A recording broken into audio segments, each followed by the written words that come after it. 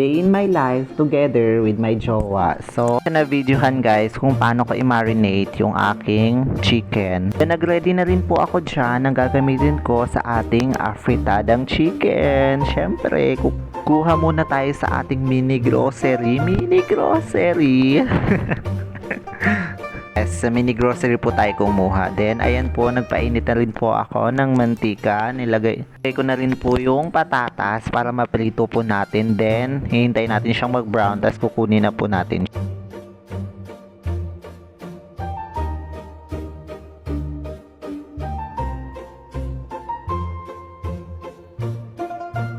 Then, after nyan, ginisa ko na rin po yung bawang, tsaka po yung sibuyas. Yes. At kung nag-brown na po yung mga yan, pwede na po nating ilagay yung ating minarinate na chicken. Yan, lagay lang po natin siya ng isa-isa para hindi tumalsik yung mantika. Sayang naman yung skin. Char. May ganun. Then after nyan, B, tatakpan natin siya, B, syempre. Then, habang naghihintay tayo dyan, syempre, makikipagharutan muna ako sa anak ko, no? Yes, you heard it right. Anak ko po siya dahil dugo ko po ang nananalaytay sa ugat niya, B. Galing po siya sa aking sinapupunan. Bakit? Papalag ka, ha? Char lang, char. Kaya nakikita nyo naman yung anak ko na yun. Sobrang laki, B. Diyos ko. Magastos. Mas magastos pa sa akin. Going back tayo sa ating manok na ginisa, lalagyan na po natin siya ng patis para magpantay yung lasa ng ating niluluto. Then, pamintang powder. Yes, powder B. Hindi po ubuo ha, powder. Then habang hinihintay natin ulit na maluto siya sa ating nilagay na pampalasa, ayan, lambingan muna kami ng jowa ko. Syempre, kami na namang dalawa. Alangan naman kayong dalawa, B, jowa ko yan. Pala desisyon ka. eme lang, eme. Then, lalagay na po natin siya ng tomato paste. At ng tomato sauce, B. Then, mix together. Halu-haluin lang natin siya hanggang sa mag-collaborate.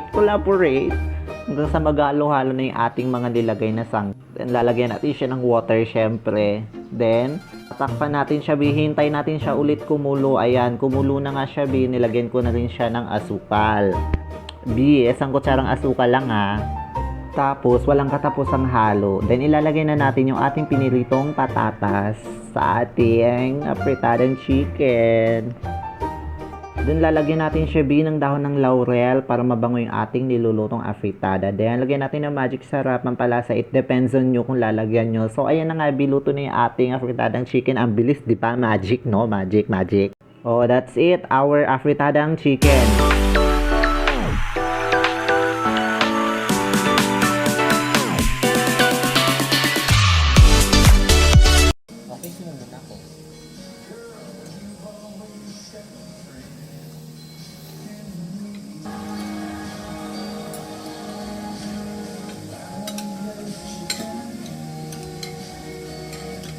Sarap.